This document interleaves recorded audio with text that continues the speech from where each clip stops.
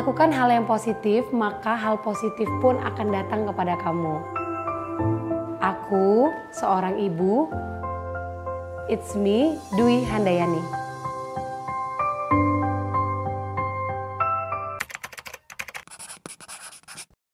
Arti nama aku itu sebenarnya nggak ada sih, karena mama aku emang cuma ngasih aja.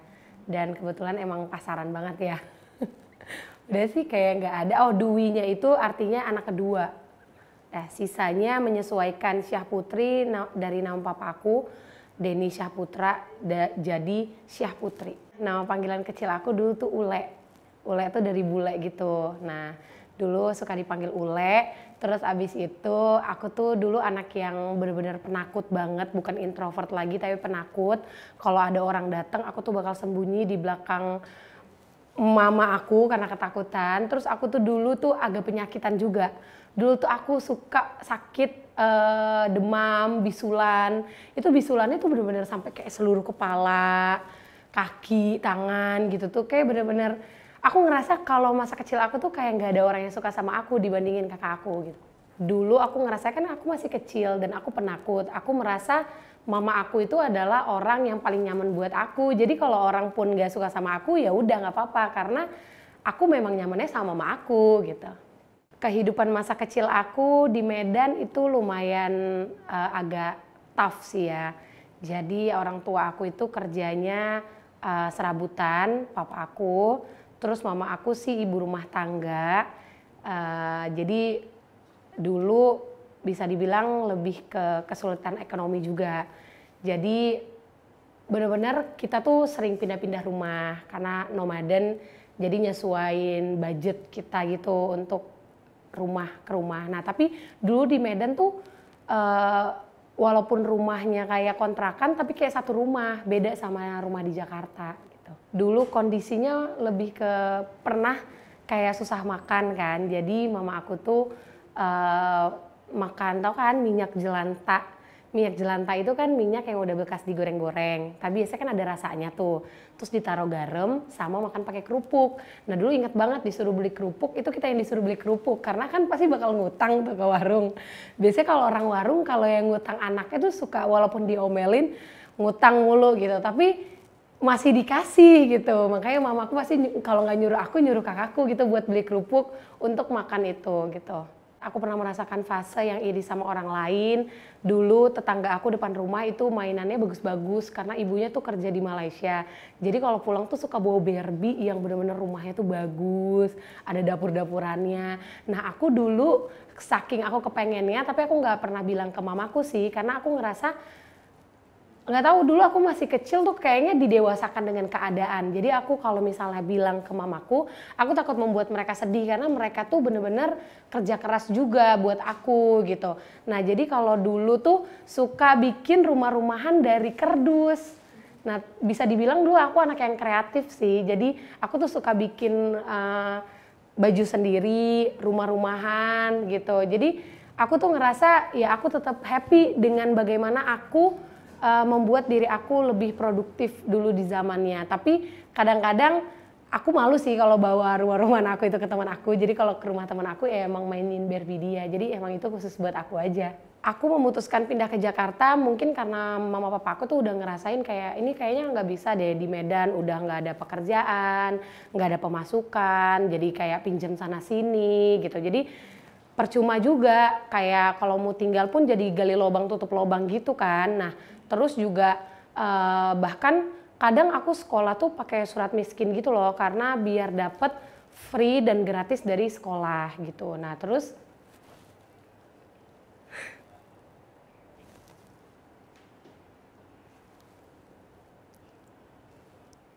tapi dulu aku nggak pernah komplain sih karena aku tahu aku tuh susah gitu. Dan tapi aku punya tekad yang kuat buat sekolah gitu. Jadi menurut aku kalau aku sekolah aku bisa mengangkat derajat orang tua aku gitu dan tidak disepelekan gitu. Jadi aku tuh semangat banget sekolah. Bahkan dulu sampai mama aku bilang kalau aku lagi demam panas aku tuh tetap pengen sekolah gitu. Jadi karena aku merasa aku punya tekad yang kuat, jadi segala macam cara dilakuin mama aku juga, aku ngerasa kayak aku harus balas dengan kerajinan aku buat sekolah gitu. Dan emang rezeki Allah juga, aku tuh di sekolah juga salah satu termasuk anak yang pintar juga, jadi suka dapat beasiswa, dapat kalau lomba-lomba tuh aku ikutin, padahal kadang aku belum tentu bisa itu, tapi aku harus unlock achievement aku harus tahu sampai mana kebisaan aku gitu. Jadi dulu kalau ada lomba kayak dulu pidato bahasa Inggris juga aku ikut, terus kayak lomba apapun aku tuh suka ikut. Jadi aku ngerasa kayak gue nggak mau nyanyain karena orang tua gue udah berusaha keras gitu. Walaupun memang sometimes nggak semua hal kita suka dengan cara orang tua kita, tapi kalau kita ngelihat sisi positifnya pasti itu bisa menjadi pacuan untuk diri kita sendiri gitu sih. Jadi dulu orang tua aku sering bolak-balik datang ke sekolah cuma untuk bilang tunggakan uang sekolah gitu. Jadi aku ngerasa kayak di situ udah cukup sih buat aku untuk melanjutkan sekolah aku gitu. Dan waktu pindah ke Jakarta akhirnya supaya papa aku tuh lebih coba deh, katanya kalau ngerantau itu buat laki-laki tuh bagus gitu kan. Akhirnya dibawa semua anak gitu.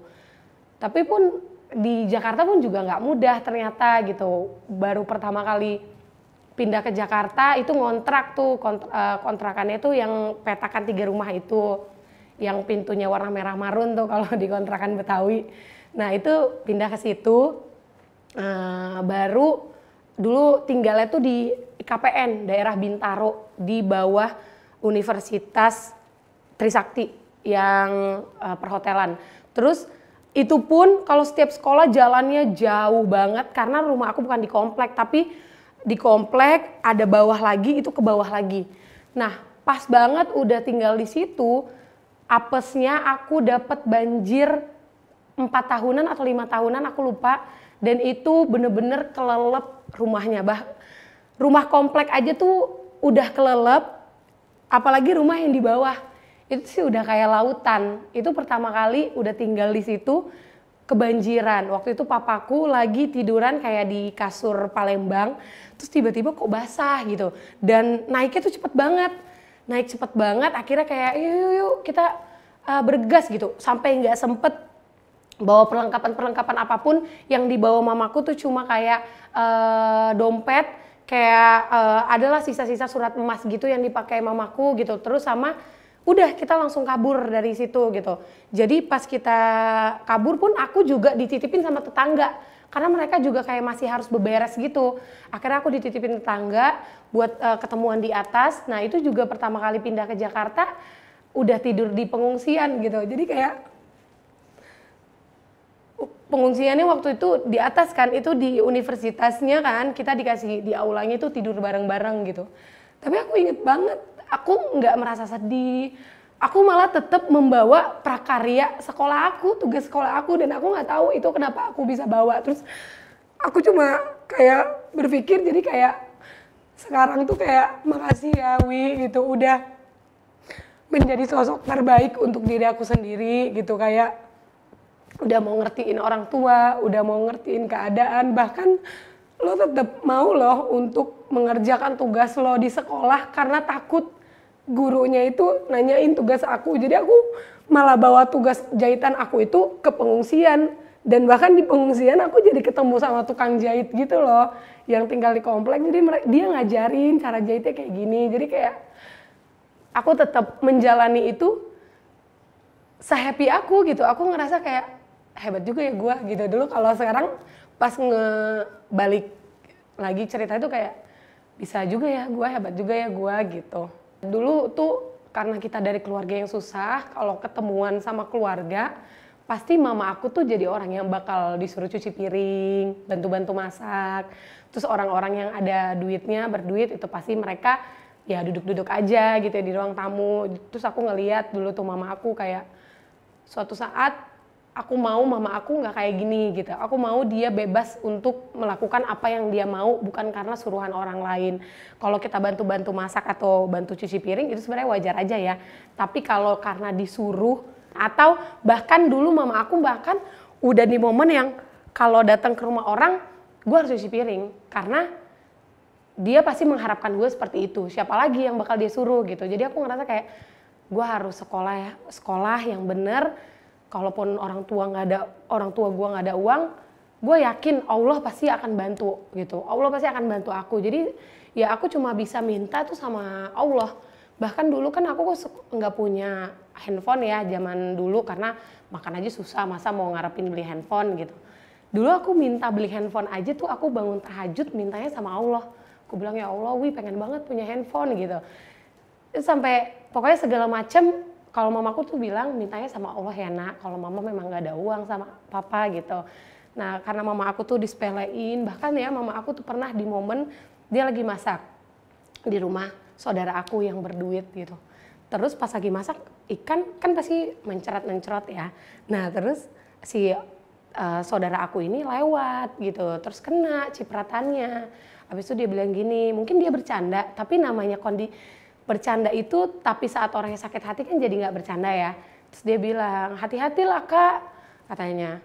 Jadi kena deh kulit mahal aku, dia bilang gitu. Nah mungkin kalau kak hati-hati muncrat nih, gak akan sakit hati dong. Kalau kayak kulit mahal aku kena nih, karena muncratan ikannya gitu. Terus kayak mamaku tuh kayak ngerasa kayak sakit hati banget gitu. Terus pernah juga kerja di saudara aku, dia kerja sebagai, kan dulu dia buka kayak, kalau di Medan tuh panglong, kalau di Jakarta namanya apa ya? Kayak yang jual besi-besi gitu loh. Yang besi paku segala macam gitu kan. Nah terus dia dulu jualan itu, akhirnya mama aku buat untuk ini kerja di situ buat bantu-bantu. Terus nggak tahu ada kesalahan apa, tiba-tiba pas mama aku pulang nangis-nangis. Mama aku kayak nggak tahu salah apa, dia nggak cerita juga ke aku, katanya tuh sampai dilempar sama suatu barang karena kayak cuma nanyain terus dia emosi. Terus kayak aku ngerasa kayak kenapa kalau kita miskin jadi direndahin orang ya gitu.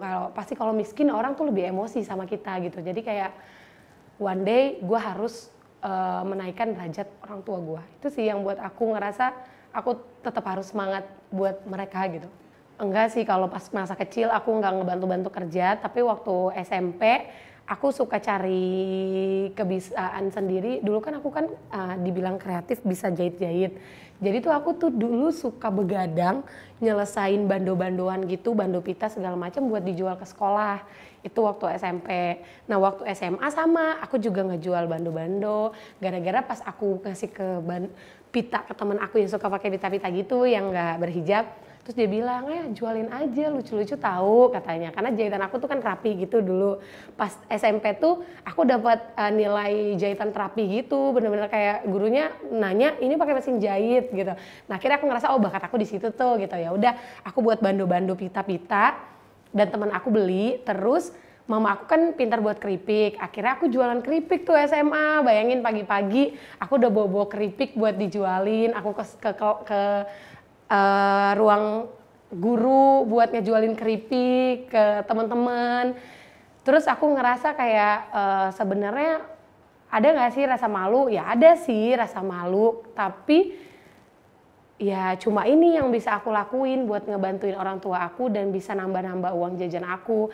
Namanya dulu masih kecil, pasti orang yang kalau misalnya ngeliat temen jajan ngiler gitu ya, tapi kadang-kadang nggak ada uang gitu. Akhirnya dengan aku jualan gitu kan lumayan tuh nambah-nambah 1.000-2.000 waktu sekolah gitu. Karena dulu kan roti-roti kan harganya tuh 500-an, 1.000. Sedangkan jajan SMA aku tuh 2.000 gitu kan. Kadang udah buat bayar ini, kadang di sekolah kan ada aja kan yang disuruh bayar gitu. Sampai dulu tuh karena memang uang jajan aku cuma sedikit daripada aku ngiler. Jadi setiap jam 9 jam 9 istirahat, aku pasti nongkrongnya di musola. Jadi setiap orang tuh udah tahu kalau aku bakal ke musola untuk sholat duha dulu. Nanti kalau pas siang aku sholat zuhur dulu, baru aku jajan. Jadi jajannya itu nggak punya waktu banyak gitu. Jadi aku lebih banyak ngabisin waktu sendiri aja. Dan aku dulu ikut rohis. Jadi aku lumayan ngerasa ada temennya lah di situ gitu. Alhamdulillah sih waktu pas jualan keripik atau bandu gitu-gitu nggak ada yang nggak nemenin aku sih. Teman-temannya malah support aja. Jadi aku ngerasa kayak ya udah gitu. Dan dulu tuh aku bisa dibilang anaknya tuh kayak mingle gitu sama orang-orang. Jadi tuh aku nggak takut untuk berteman sama siapapun, nggak pilih-pilih. Jadi mungkin itu yang membuat mereka kayak seru nih si Uwi gitu. Jadi kayak aku tuh dulu bawel, terus kayak selalu kayak suka bareng-bareng sama temen kalau kayak nggak ngerjain PR ya udah kayak udah nggak usah kerjain gitu, kayak tetap ngerasa harus jadi temen yang sama kayak mereka gitu kadang-kadang gitu. Karena mungkin tinggal di Medan ya, sebenarnya mama papa aku itu orangnya keras, tapi kalau papa aku tuh nggak sekeras itu sih, dia tuh kayak lebih mager sih kayak buat marah-marahin anaknya. Tapi kalau mama aku tuh kayak ya udah, karena papa aku nggak pernah marahin kan, ujung-ujungnya jadi mama aku yang kesannya bawel banget gitu. Dulu juga mama aku yang selalu memberikan nilai-nilai kehidupan buat aku gitu, yang selalu bilang, "Wih harus rajin sekolah supaya kalau nanti sekolah ada yang angkat derajat mama papa," gitu-gitu. Saat mulai pakai hijab juga kayak, "Hijabnya jangan dilepas nak, mungkin aja hijabnya ini akan mengangkat Dwi suatu saat nanti akan diangkat Allah derajatnya," kayak gitu-gitu. Jadi selalu memberikan kata-kata, dan aku itu anaknya itu dari kata-kata itu berarti aku akhirnya merasakan kalau love language aku itu emang word of affirmation. Aku tuh dengan orang ngomong kayak ih hebat gitu, itu aku malah makin bersemangat gitu. Nggak perlu orang tua, kadang-kadang orang yang di sekitar aku aja gitu. Kakak aku itu sebenarnya dia orang yang sangat preman sih. Dulu aku punya ketimpangan perilaku sama dia. Kalau dia tuh orangnya bener-bener rebel, kayak mencari kehidupan sendiri, terus nggak takut kalau dimarahin juga sama orang tua aku, karena kayak mungkin udah sering dimarahin. Sedangkan aku tuh orang yang takut, kayak introvert banget, seringnya main di rumah kalau enggak tetangga. Kalau kakak aku tuh bener-bener seringnya main keluar sampai kayak pulangnya maghrib. Kayak dia tuh orang yang bener-bener mungkin karena keadaan juga gitu. Jadi dia kayak orang yang, dan pergaulan. Dulu dia punya temennya juga yang bisa dibilang itu kurang baik juga. Jadi membawa dia ke perilaku yang gak baik. Tapi so far kedekatan aku sama kakak aku sih baik-baik aja. Nggak yang kayak gimana-gimana. Ya kalaupun berantem sewajarnya berantem kakak dan adik gitu. Tapi sekarang dia tuh bener-bener jadi orang yang sangat berubah 100%. Dia benar-benar jadi ibu yang baik, dia benar-benar jadi pekerja. Senakal-nakalnya kakak aku tuh sangat salut banget sih sama dia, karena dia tuh dulu SMA, dia tuh udah kerja sampai jam 2 malam, terus dia pagi-pagi subuh dia udah harus bangun untuk sekolah. Karena dulu papa aku akhirnya merantau untuk mencari rezeki, jadi aku tinggal sama mama aku. Dulu walaupun kakak aku kayak gitu, tapi dia yang super banyak ngebantu ekonomi keluarga sih. Dia yang ngebantu kadang untuk sekolah aku, dia yang ngebantu aku buat beli handphone. Dulu pertama kali aku punya handphone kamera, itu tuh karena dia gitu, karena dia kerja. Dulu tuh pas masih sekolah kan kita selalu naik angkot, itu dia yang selalu temenin aku. Terus sekolahnya bareng dulu, SMP swasta, dia SMA.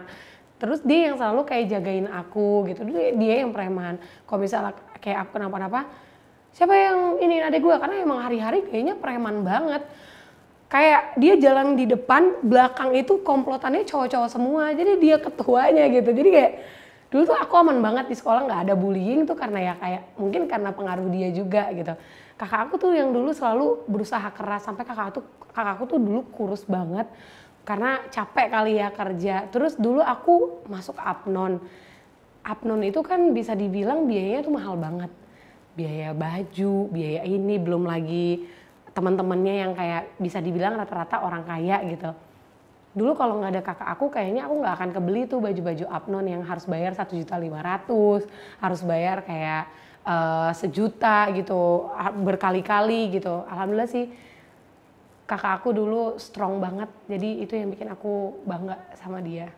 Kan meskipun dengan kekurangan orang tua kita, kan mereka nggak selalu sempurna. Dan bahkan aku banyak belajar parenting dulu dari bagaimana ya cara terbaik dari pelajaran ini gitu. Jadi dulu pas tinggal bareng tuh ya walaupun susah tapi tetap bersama. Kita walaupun susah tapi tetap ada loh momen berkumpul bareng sekeluarga, terus kita ngelawak bareng, bercanda bareng. Kadang papa aku kayak kan dulu suka cabut bulu ketek gitu-gitu. Nanti kakak aku kanan, aku kiri gitu. Kayak menurut aku momennya lucu aja sih, kayak mungkin itu yang membuat aku sekarang jadi merasa tidak kekurangan kasih sayang, karena aku walaupun mereka banyak kekurangan atau mereka suka pergi terkadang sehari 2 hari, tapi tetap berusaha untuk punya momen bareng, circle time untuk anak-anaknya. Nah terus walaupun mama papa aku susah, tapi kadang-kadang tuh kita tetap diajak jalan-jalan, walaupun kadang misalnya ke Blok M ya cuma nongkrong-nongkrong doang. Terus abis itu aku tuh ngerasa kayak walaupun aku susah, mereka tetap mau ngajak kita jalan-jalan. Terus after pulang dari naik Metro Mini, aku kayak digendong di pundak papa aku. Jadi mungkin nggak peduli seberapa berat anak, pundak ayah akan selalu ada gitu. Itu yang membuat aku kayak jadi lebih puitis sama orang tua aku, tapi aku nggak pernah bilang karena aku malu untuk bilang kayak ke orang tua aku kayak gitu. Makanya aku tuh dulu suka nulis, aku tuh suka nulis di binder gitu. Dan mama aku walaupun mungkin mama aku cerewet, tapi dia yang selalu jadi garda terdepan buat support anak-anaknya, buat mempertahankan sekolah anak-anaknya sampai mau ke kelurahan buat ngurus surat miskin. Itu tuh dulu menurut aku agak sulit loh untuk ngurus surat-surat di kelurahan gitu, karena kayak banyak banget syarat-syaratnya segala macam, sampai akhirnya mama aku tuh mau berusaha untuk itu, mau tiap kali datang sekolah nggak malu untuk anak-anaknya. Ya aku cuma pengen bilang kayak makasih ya ma, pa udah berjuang buat Uwi, buat kakak dengan segala kekurangan kita. Terima kasih sudah menyiapkan pundaknya dan terima kasih sudah menyiapkan tangannya untuk selalu memeluk Uwi dan kakak. Dulu sih sebelum jadi ibu aku udah kayak main Instagram. Nah kan aku tuh dulu suka ikut lomba-lomba gitu loh. Kayak dulu aku ikut kayak namanya ada World Muslimah Beauty. Nah itu ada dari beberapa negara, tapi karena dia baru dimulai jadi negaranya tuh cuma kayak yang kebanyakan Indonesia. Sisanya tuh dulu ada dari Nigeria sama Malaysia dan Brunei. Nah itu cuma 3 itu negara yang ikut karena mungkin banyak yang nggak tahu kan. Nah akhirnya di situ pas perlombaan itu jurinya itu Dian Pelangi. Nah dulu Kak Dian itu kan zaman-zamannya waktu Hijabers Hits tuh ada dia gitu. Nah terus pas aku ikut lomba itu dan alhamdulillah aku dapat juara 2, runner up 1. Terus aku karena aku juara gitu dan jadi Kak Dian sering ngeliat aku, jadi kalau dia buat event-event, dia dulu suka buat event, aku tuh selalu diundang. Aku tuh selalu diundang sama Kak Dian Pelangi. Akhirnya mulai dari situ ketemu tuh sama teman-teman selebgram gitu. Dulu hitsnya tuh naik tuh followersnya gara-gara di tag sama Joya. Dulu tuh Joya itu adalah selebgram yang dulu hits banget lah. Di per selebgraman itulah hits gitu. Akhirnya karena di tag terus naik followersnya kayak 10k, 20k gitu. Nah akhirnya aku memanfaatkan kesempatan itu dengan OTD. Aku OTD. Nah karena dulu pertama kali tuh Instagram memang lagi hits dan booming, jadi makin cepet tuh kenaikan followersnya. Akhirnya kayak udah aku mulai share OOTD gitu. Nah semenjak udah mulai kayak di momen yang udah sadar dan melek fashion, dulu kan fashion kita ya agak-agak turban gitu ya, kerudung mengsol gitu. Nah sekarang tuh udah di momen yang kayak ya udah kerudungnya minimal, stylenya minimal gitu. Mulai banyak lagi follower dan mulai nikah, hamil, anaknya lahir itu makin naik tuh followersnya gitu. Jadi mulai dari situ sih dikenal sebagai Dwi Handayani sekarang. Tapi dibilang momfluencer sebenarnya enggak banget ya. Aku cuma share sebagian dikit-dikit aja dan kadang-kadang aku lebih banyak share yang happy-happy, dan kalaupun pengen share tentang anak itu yang kalau bisa nggak terlalu banyak dukanya gitu. Waktu pas ngepost anak udah pasti bakal banyak yang hujat sih. Tapi selalu diingetin sama suami aku, coba kamu lihat yang ngehujat sama yang senang perbandingannya berapa banyak. Kalau kamu memang sedih, kamu baca aja yang happy. Dan kalau yang ngehujat ya siapa sih orang yang kalau dihujat nggak kepikiran, nggak mungkin banget ya. Dulu pas lagi hamil bahkan aku pernah sampai vertigo pingsan di kamar mandi gara-gara baca komen-komen hate gitu. Biasa dulu aku tuh suka dapat hate comment gitu, suka dikatain sama beberapa teman-teman pengguna sosial media gitu, kayak fake account gitu-gitu, dan itu membuat aku sakit hati sih dulu, tapi sekarang aku malah dikuatin sama hate comment itu dan membuat aku sekarang jadi kayak lebih kuat aja gitu. Tahun 2021 itu marak banget, bisa dibilang kayak, bisa sih dibilang pembulian ya, soalnya yang mereka beramai-ramai mengkomen seseorang, bilangnya kayak berdasarkan fakta padahal itu masih gosip belaka gitu ya. Dulu di suatu forum gitu, forum terbesar dan banyak pengikutnya juga, tapi banyak juga yang support aku. Itu pertama kali aku ngerasain kayak berat juga ya, ternyata jadi selebgram, jadi influencer. Kadang hidup kita kayak berasa dikuliti. Belum lagi orang-orang yang komen ya salah sendiri, ngapain jadi influencer, harus siap di komen jelek gitu. Padahal sebenarnya mau apapun pekerjaan seseorang tidak ada yang sebanding dan tidak ada yang bisa menjelek-jelekan orang tersebut. Tapi namanya manusia ya, kadang mereka tidak bahagia dengan hidupnya, jadi mereka kayak mencari pelampiasan. Jadi aku lebih ke kasihan sih, kayak apa ya yang membuat mereka seburuk hati itu. Apa ya yang membuat mereka bisa senang saat orang lain sedih dan marah karena komen mereka. Mereka akan lebih senang saat komen mereka kita tanggepin dan kita marah. Itu. Dulu tuh aku sampai nangis-nangis, sampai kayak yang sampai yang kayak vertigo. Bahkan sekarang aja ngomongin hate comment itu aku udah nggak bisa nangis. Karena aku merasa kayak gue udah kuat banget loh, lu mau komenin gue apa kayak terserah. Karena menurut gue itu masalah lu, bukan masalah gue. Dulu kayak sama anak aku segala macam dikomenin lah.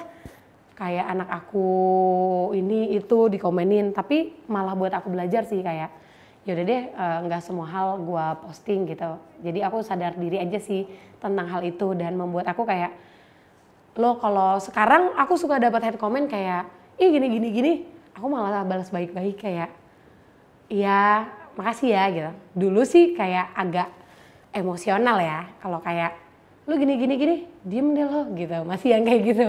Kalau sekarang kayak ya udahlah, paling dia masalah sama hidupnya gitu. Suami aku selalu ngingetin, selama kamu ngepost yang positif, orang lain nganggepnya negatif, berarti itu masalah dia. Dan selama orang-orang terhibur dan bahagia dengan apa yang kamu post, cuma 1-2 orang yang merasa iri, nggak apa-apa. Yang penting kamu tetap ada kok buat orang-orang yang bahagia. Aku tuh pernah banget Kak dapat komen kayak, Kak aku sebenarnya udah pasrah banget sama hidup dan aku bahkan mau S-word ya. Terus dia bilang kayak, makasih banget ya Kak udah mau videoin Freya dan Ilaya yang membuat aku mengurungkan niat itu dan membuat aku menjadi ada gairah untuk hidup. Kadang komen kayak gitu tuh yang buat aku lebih sedih Kak. Kayak mereka yang kayak, Kak makasih ya udah jadi ibu yang baik, udah mau videoin Freya dan Ilaya dengan senang hati. Itu yang buat aku sedih Kak. Menurut aku yang buat aku sedih itu adalah orang-orang yang support aku. Kenapa ya aku terlalu naruh spotlight untuk orang-orang yang menghina aku, padahal lebih banyak orang-orang yang memuji aku. Kalau aku lagi sakit gini, mereka selalu bilang kayak, mata kakak gak baik-baik aja Kak, tapi kakak tetap mau berjuang ya buat anak kakak yang lagi sakit. Kak semangat ya, aku suatu saat pengen jadi ibu yang kayak kakak. Kayak banyak loh yang support lo. Kenapa lo harus peduliin orang-orang yang ngehujat lo, yang bahkan mereka nggak tahu hidup lo, bahkan orang yang nggak tahu kehidupan lo aja mau lo memuji lo gitu. Jadi aku pengen ngucapin makasih banget sih buat temen-temen Instagram aku yang tetap mau berbaik hati, walaupun kadang aku cuma baca nggak ngebales semua. Makasih ya gitu. Aku akan selalu mengingat jasa kalian daripada orang-orang yang ngehujat aku. temen cerita aku tuh dulu saat aku lagi kesedihan tuh suami aku sama Diego. Diego itu manajer aku. Terus setiap aku lelah dengan pikiran aku yang emosi dan mental gak stabil, aku selalu bilang, kayaknya nggak semua orang suka sama gue ya, apa gue udahan aja ya di sosial media ini gitu. Terus dia yang selalu semangatin aku kayak, Cong gitu, jangan gitu. Lo tuh udah berjuang sejauh ini loh, lo jangan mau kalah sama orang-orang yang bahkan komennya aja nggak bisa dipertanggungjawabkan gitu. Untuk apa lo kayak gitu? Gue tahu lo lagi sedih, kayak mending lo sekarang tenangin diri. Lo lihat kalau anak-anak lo itu udah sebuah berkah sama lo punya suami yang baik banget, teman-teman yang baik juga. Aku jadi mikir, iya sih gitu. Dulu aku sempat mau ke psikolog, tapi aku curhat gitu. Dulu ke Miss-nya Freya, dia bilang, coba sebelum kamu ke psikolog, kamu ceritain dulu apapun yang kamu rasakan itu ke suami kamu dulu. Saat kamu udah merasa lega dengan orang yang kamu tahu dan orang yang peduli kamu, kalau kamu masih nggak ngerasa nyaman, baru deh boleh ke psikolog gitu. Akhirnya, karena kan aku juga memendam, walaupun aku cerita, aku cuma sedih gitu. Aku sedih di komen ini gitu. Tapi aku nggak mengungkapkan seluruh isi hati aku gitu, kayak aku sedih aku di komen ini. Terus belum lagi kadang anak-anak juga pas aku lagi sedih mereka selalu kayak deket sama aku, sehingga aku kadang jadi nahan sedih aku buat mereka. Aku pengen nangis, aku kayak gini. Jadi kalau dulu setiap malam tuh aku selalu punya night time deep talk sama suami aku gitu. Dia selalu kayak ada buat aku, dan kadang aku suka nangis tanpa sebab aja gitu, kayak tiba-tiba pengen nangis gitu. Udah sih, yang penting jangan lupa keluarin rasa sedihnya dan jangan lupa cerita ke orang-orang yang kamu percaya. Kalau memang nggak ada orang itu, memang kita harus panggil bantuan dan ahlinya itu kayak ke psikolog. Dulu aku punya bisnis sebelum aku sekarang jadi ibu. Bisnis aku dulu hijab, namanya Mueza. Nah dari bisnis itu aku mulai belajar. Nah di bisnis itu aku adminnya, aku yang packingnya, aku yang kayak ngirimnya gitu. Walaupun ada beberapa yang bantuin, tapi tetap so far banyaknya aku gitu. Aku yang kayak cari uangnya buat modal gitu. Jadi aku pengen ngerasain bisnis bener-bener dari mulai aku yang iniin semua gitu. Jadi kadang mama aku juga bantuin gitu, aku yang packing. Nah dari situ akhirnya aku belajar kalau wah ternyata bisnis itu pusing banget ngurusin konsumen. Karena konsumen itu tuh maunya cepet dibalas, sedangkan yang admin kan aku. Kadang chat itu 100 sampai 500 chat. Stres dong kak, kalau mereka bilang lama banget sih balasnya, lama banget. Ya mohon maaf kak, tangan kita cuma 2 doang, jadi kayak dulu ngerasain sampai yang dimarah-marahin customer segala macem gitu. Tapi aku nggak masalah sih, karena menurut aku dari customer aku belajar. Oke, berarti dengan mereka kayak gini, mereka berarti harus dapat hal yang membuat mereka puas gitu. Nah mulai belajar lagi semenjak nikah aku aku mulai brand baru. Karena brand lama tuh udah mulai banyak kayak udah nggak nyamannya lah gitu. Dan aku mulai brand baru itu namanya sekarang Hanum_ID, dan itu aku alhamdulillah banget udah punya karyawan 4 orang yang selalu sigap buat support. Terus penjualanan juga sekarang udah dimudahkan dari e-commerce. Terus suami aku yang masih bantuin aku untuk ngedit foto, postingan foto, dan sekarang aku udah pakai fotografer untuk foto-foto untuk produk itu. Alhamdulillah sih sekarang udah mulai berkembang banget. Kadang-kadang aku ngerasain kayak gimana ya kalau Putra nggak ada gitu, karena bahkan hidup aku dengan luka batin aku sekarang tuh bener-bener disembuhinnya sama Putra. Wi, kalau memang lo nggak kuat nggak apa-apa kalau lo mau ngasih support, karena anak itu bagaimana cara ibunya, kalau ibunya bahagia pasti anaknya bahagia. Gimana ya teh gitu, terus sampai aku tuh dulu menangis sambil sujud kayak tolonglah Freya makan nak gitu, susah banget makannya Freya dulu ya Allah.